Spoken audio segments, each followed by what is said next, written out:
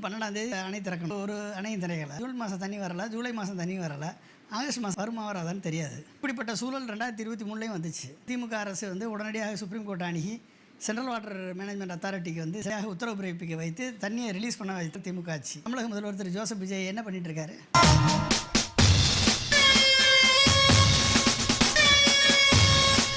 2 மாதமாக தண்ணி வேலை சார். டிகே சிவகுமார்ட்ட பேசுனீங்களா? இல்லை உங்கள் உடன் பிறந்த சகோதரர் திரு ராகுல் காந்தியை பேசுனீங்களா?